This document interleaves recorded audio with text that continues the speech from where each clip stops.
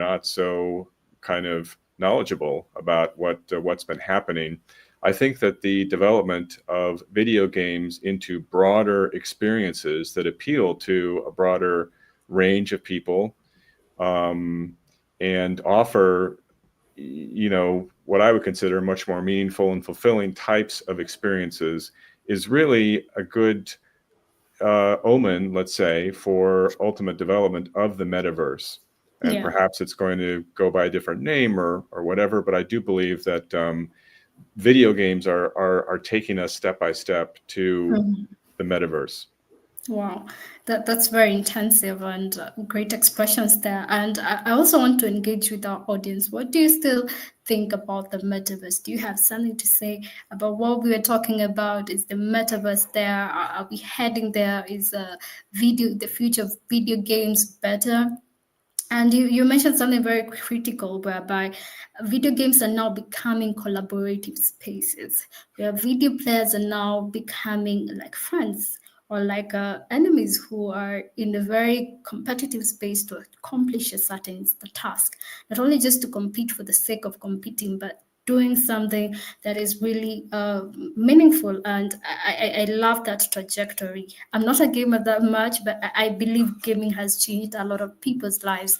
Casey, I want to come to you. How can emerging platforms create more meaningful interaction?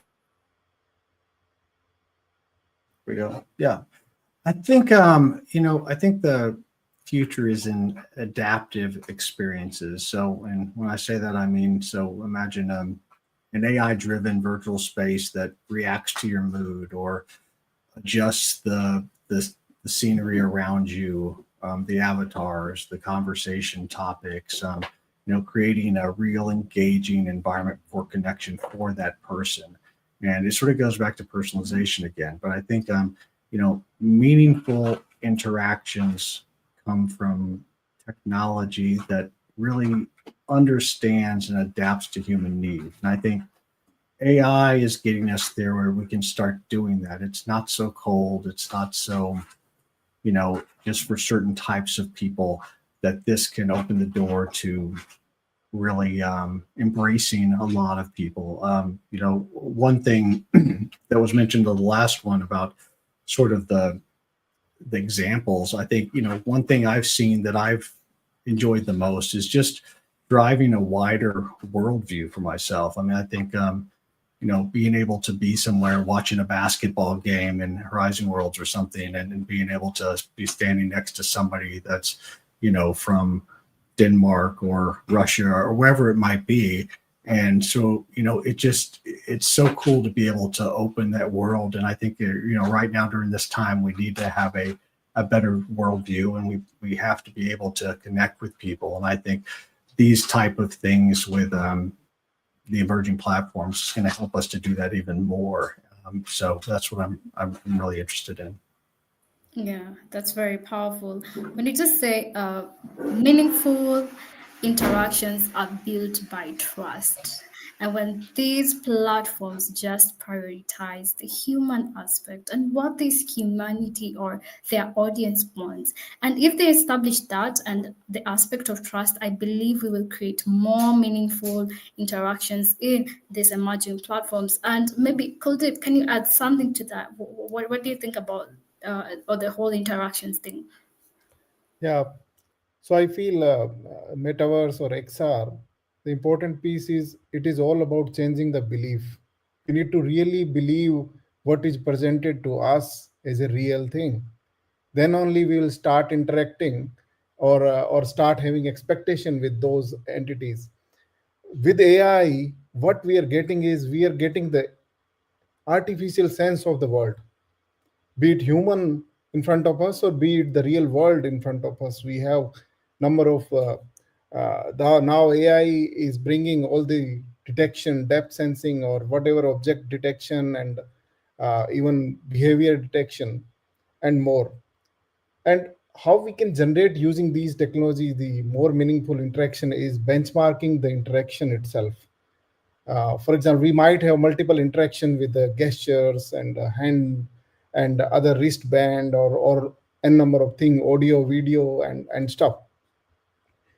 But are they really helpful or not? That will, until we really start measuring them, having tools and techniques to measure them.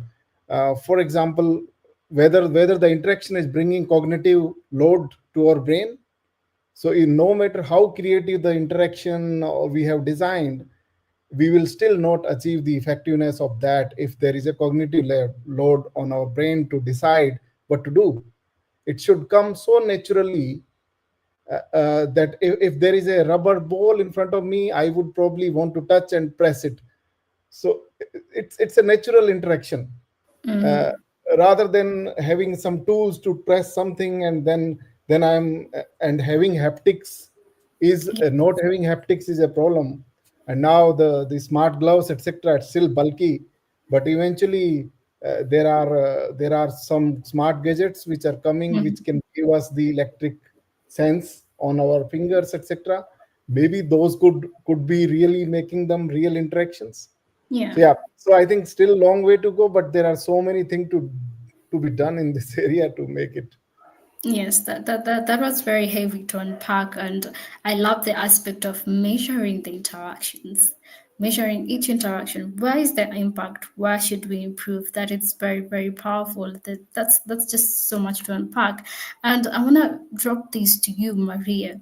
What steps can be taken to protect privacy in immersive environments? And anyone can chime in if you have something very important to say about this, Maria. Well, yeah. So once again, let me just add something to what Kuldeep was saying, because I found it so. I think it's so interesting for us to be here, actually discussing what the future that is so near is going to be. Because just a few years ago, when the social media started, and when all these digital platforms started, it was amazing, right? Because we had, out of pure magic, the internet connection allow us to see each other. So just being here with all of you, it was pure magic at a time.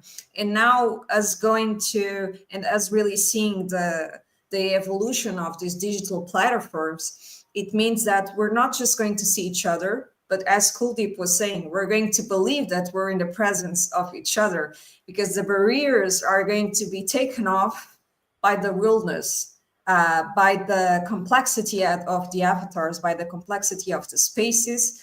So I think we're in a very, very interesting moment now of society to discuss this. And of course, that with all these new interactions, there are a lot of dangers out there, because we need to control not only what's happening in real life, but also what's happening in these virtual environments. And I think we're going to evolve into a point that's, well, this is just my personal opinion, so you can you can have an opinion against it.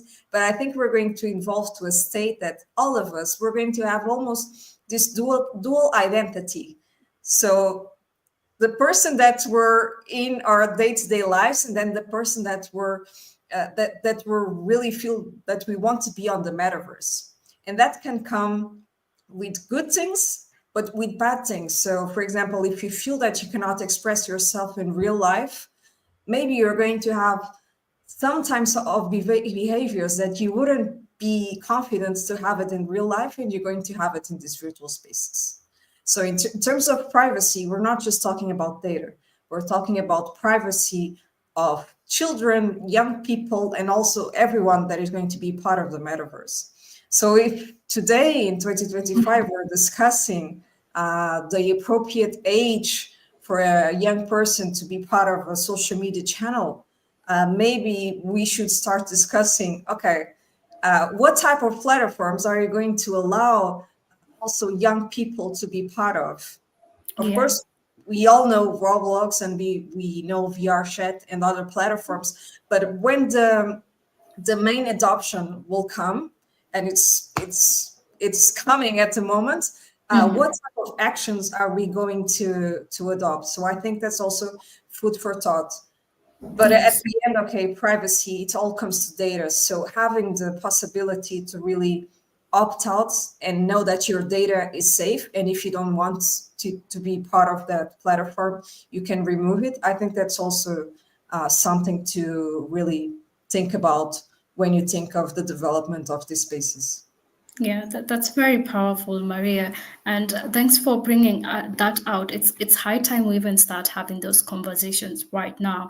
I recap some months ago, we had a summit called Safety Summit. And these are the things we were talking about. And the questions were, who owns our data in the metaverse? Who will own them? And who has control over them? So thank you for highlighting that. Jay, I saw you agreeing to that. Do you want to chime in on this topic as well? You're muted. Kindly unmute. Sorry, in terms of the data control, again, I think coming back to, well, a few points on those topics. The data control is a matter of how do we have that protected avatar, like I was saying, if we all had a blockchain identity and that becomes, but there is an appropriate age of, it's like when you get a passport. Like, when do you get a passport? You're as young as, a baby, and every 2 years it has to be updated. I think with a blockchain identity out there in the metaverse, that could really contain what data is being released. There is no more signing in, etc. In terms of protection and a space like Roblox, for instance, I have a 8-year-old and a 10-year-old, and I think I get most of my learning from just watching them interact and work with their friends. And it's amazing, as you were saying, Maria, one of the bad sides is maybe if you're good in the metaverse, but you feel uncomfortable in live positions. We've run a couple of pilots that allow people to interact more because they're able to practice with avatars first. It's sort of a soft landing for instance, languages. All of us have a problem speaking a new language to somebody because we're watching all of their facial expressions. But if we can practice in a virtual reality avatar environment, we do get better at it in real life. And there's a lot of really cool platforms out there for that. So that was my other comment there. Yeah, thank you for sharing that and the experience with your wonderful kids. David, I want to bring this to you. How do you approach concerns about accessibility and usability? Well, so this is an area in US law that is quite underdeveloped. We do encounter from time to time concerns from clients about what sort of accessibility tools they need to build into their games or platforms or whatever. And at this point in the United States anyway, it's quite limited in terms of the requirements for disabled individuals. So perhaps that will expand. One would hope it would, as more and more people spend more and more time online, and particularly as I expect will happen, and I think the other panelists here believe that as well, as people will, experience more and more of their life interacting with people, with experiences in that they wouldn't otherwise be able to encounter in the real world. So I would just say as a legal a legal matter, this is not something that in the US is really very significant and doesn't affect that many games. Having said that, or that many experiences in general online, but having said that, we certainly are seeing more companies sort of I would say voluntarily putting these tools in place. I noticed, for example, that the PDF software is often notifying me, here's steps you can take to make the document more accessible. And I think the same is true in the Microsoft Office. So perhaps that's something that will be developed either voluntarily and or through legal requirements. Wow, that is very, very interesting. And it's not only in the US alone. I think it's most parts of the world. We're still having that legal side being underdeveloped. I still feel like they have a huge part, or they have to catch up with the innovation. There's still a huge gap. And Casey, do you want to add something to that, or can I just pass it to this next question? I mean, sure. I think everything should be designed with inclusivity in mind from day one. But let's be honest, it hasn't been, right. But I think one area that we've made a lot of progress, and part of that's been technology, is low bandwidth XR type solutions. So web based solutions and things of that nature.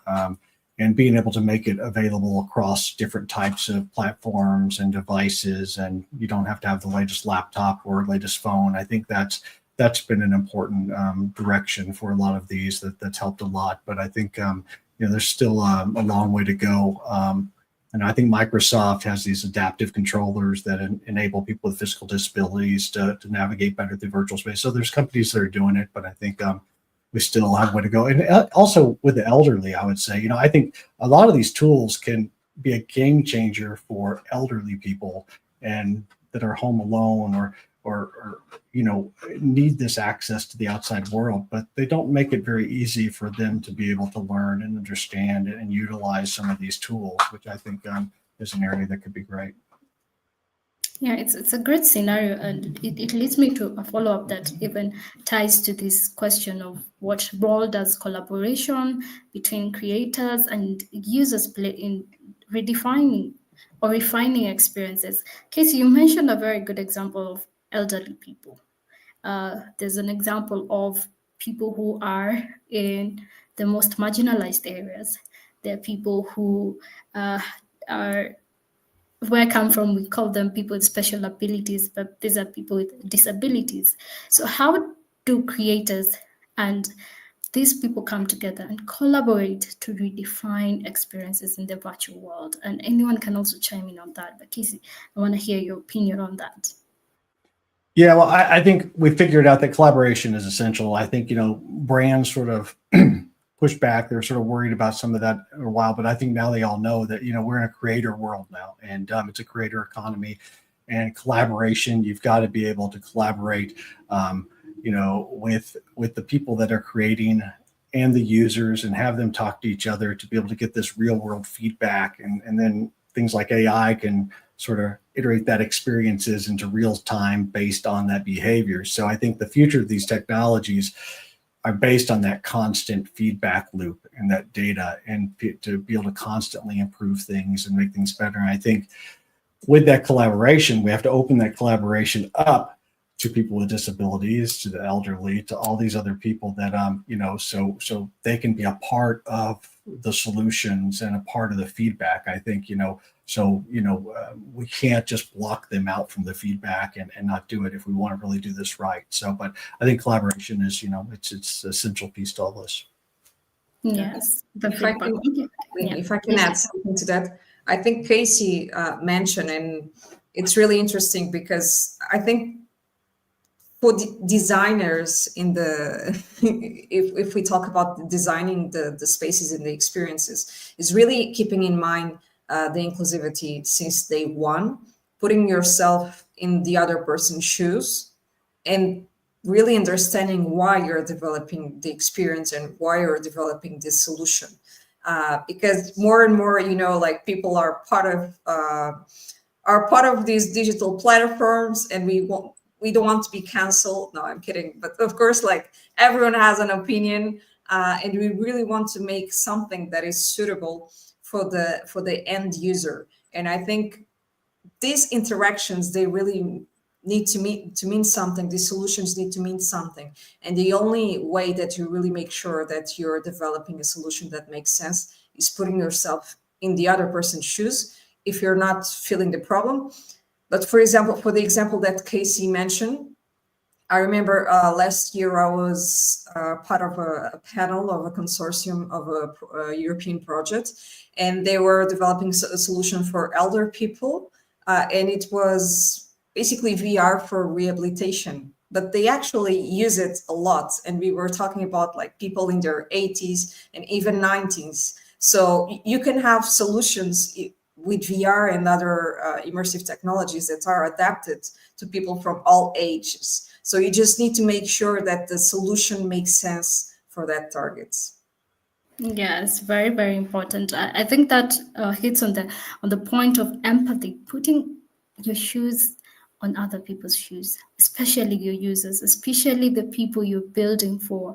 And I also want to bring in the aspect of having a diverse team of people who are also part of the people you're making for, right? You can't just create things in a monoculture kind of environment. It's good to have a diverse team of people who you can collaborate on that.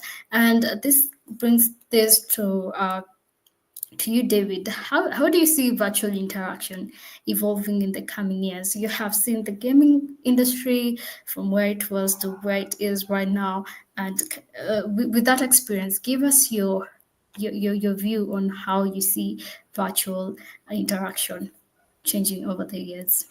Well, I think the opportunities are so amazing, and going back to something that was said earlier, with the integration of AI into virtual types of experiences. I mean, the idea that you could have a conversation with someone in China, let's say, without being able to speak Chinese, or other, let's say, far-flung parts of the world, and being able to perhaps even develop meaningful ongoing relationships with individuals from entirely different cultures, different languages.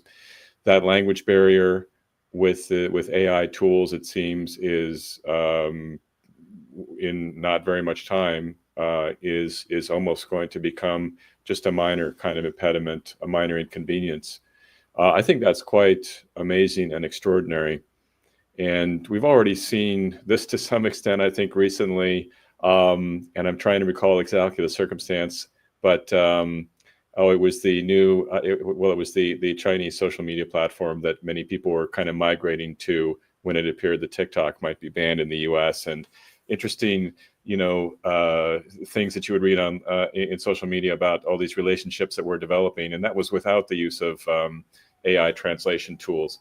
And just that experience, I think, was quite eye-opening for many Americans, certainly. So I think that the language barrier,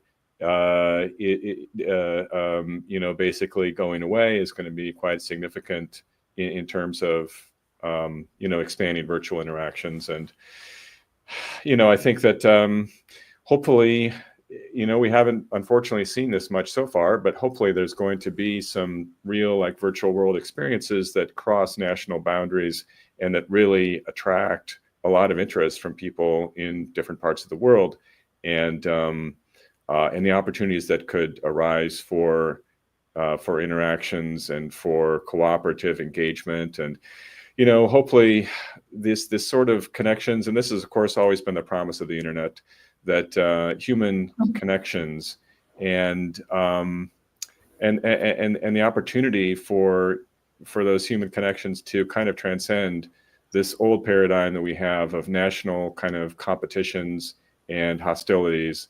I really do believe that if people are able to interact directly and develop an understanding, and as you said, Lynn, empathy, of course, a big part of that equation, I really do believe that that has an extraordinary potential to change the world as we know it.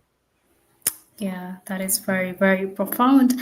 And I just want to maybe close things off with these very important questions, because there's so many startups here, the organizations that are watching, and the founders who are watching, and the aspiring founders who are watching too, and they would like to know, how can organization incorporate these technologies into their daily work?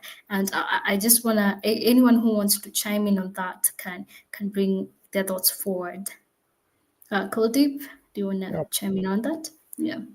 Yeah, so definitely one of the thing which we are doing at our organization is creating awareness around the technology. It is still far from, because people understand the way they want to understand, because this is how industry is telling the world.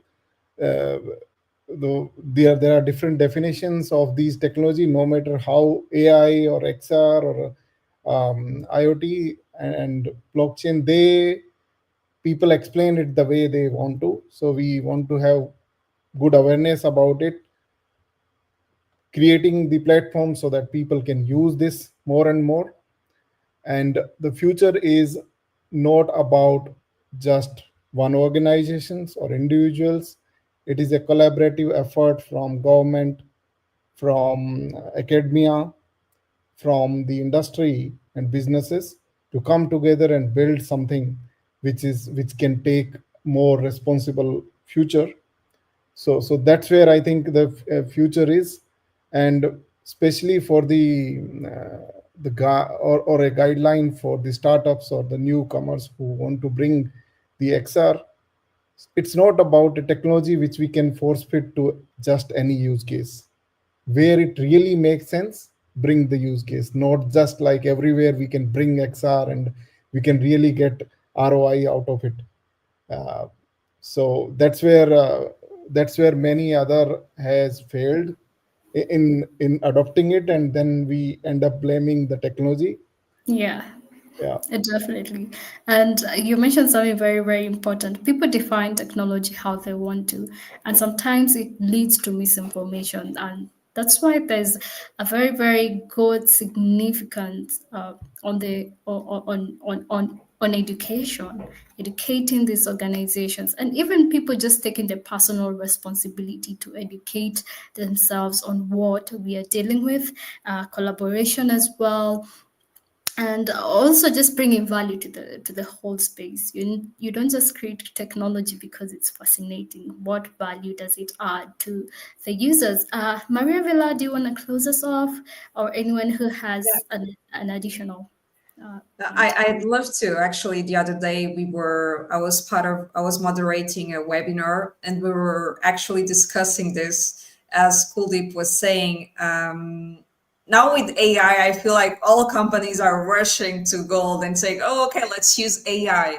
But what's the purpose really? So we have all these companies from different sectors that don't really know how AI might enter their organization or might be a part of their organization, but they just want to have it. So I think first, let's really focus on what the purpose is. AI and in the generative form that we're using. So we're focusing a lot, of course, at this point in generative AI. It can help a lot, and it can help operations, for example, day-to-day operations, but it needs to have a purpose. Otherwise, it's not going to be useful for your workers, for example. And for startups, I feel like there's a ton of solutions that can be made. I feel like the sky is the limit. But you don't really need to invent the wheel. I think I think there are a lot of space for like smaller solutions when it comes to AI, and we're going to see more and more smaller startups. So not just unicorns, but startups that are solid and that they can bootstrap, and they have solid solutions in the AI space. So I think if you're in the space of really starting a company that wants to do a solution for AI, I think the moment is now. Wow, very, very encouraging. The moment is now, and there's room for that. Just before I close off, I want to read some comments from people who have interacted with this panel. We have Cosmic, who says people with experience growing up with special needs have a crucial perspective in development. Some people don't have to empathize, they actually have the experience and the story. Yeah, very, very significant, and it's very important to work with them. Thanks everyone for this interactive engagement. We could go on. Your insights were very, very, they mean a lot to us as the Gatherverse community and everyone who is watching. We're looking forward to have you once again. And for our dear audience, please feel free to connect with these powerful leaders and have something, exchange something with them. And this, for me, is a goodbye. Thank you so much. Over to you, the Gatherverse team. I'll gather as well. Thank you.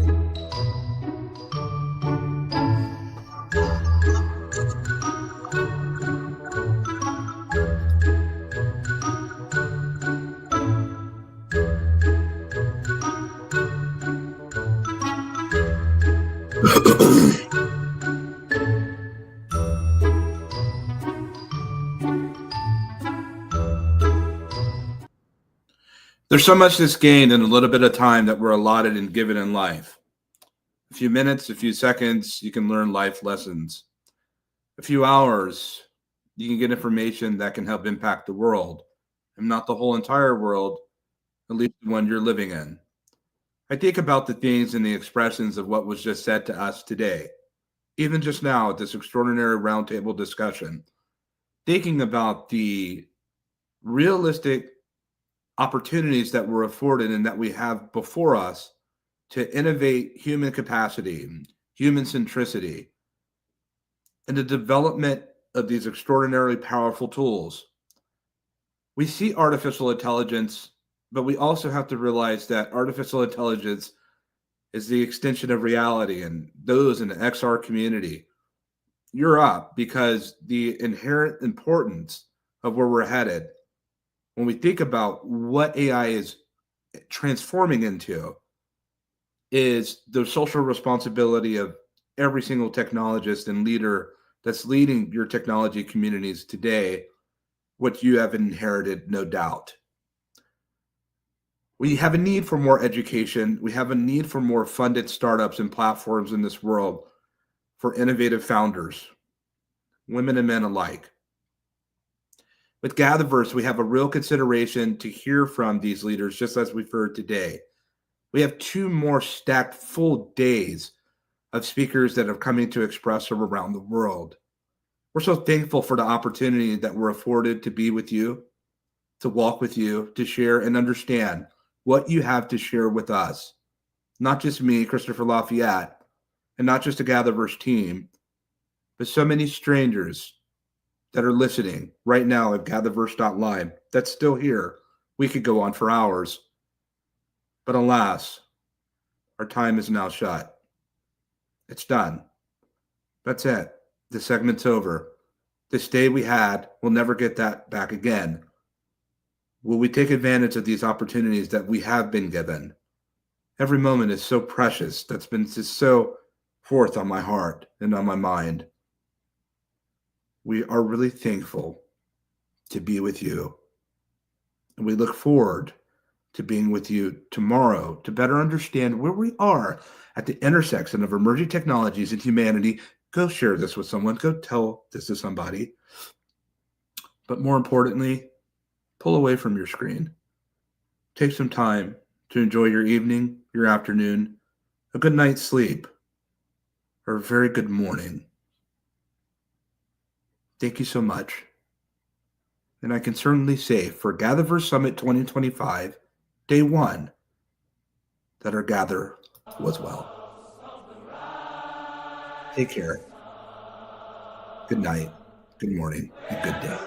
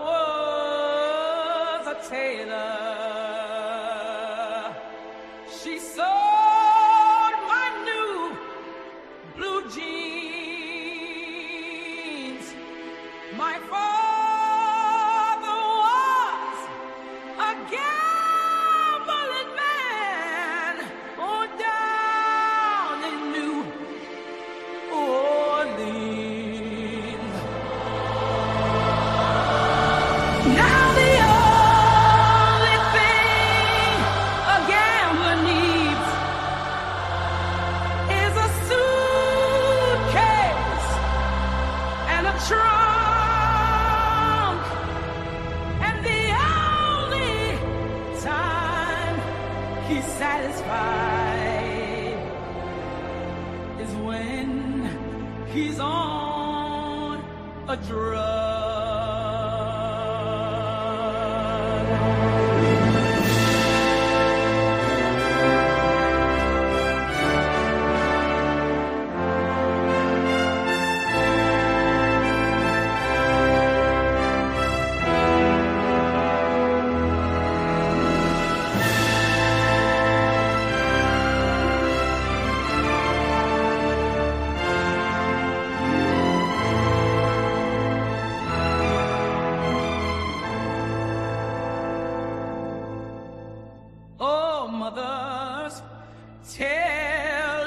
children not to do what I have done.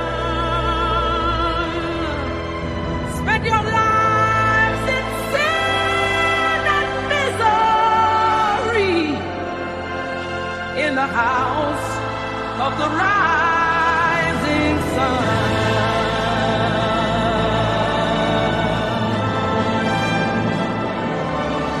Well, I got one foot on the platform, the other foot on the trail. Going back to New Orleans to wear that ball and chain.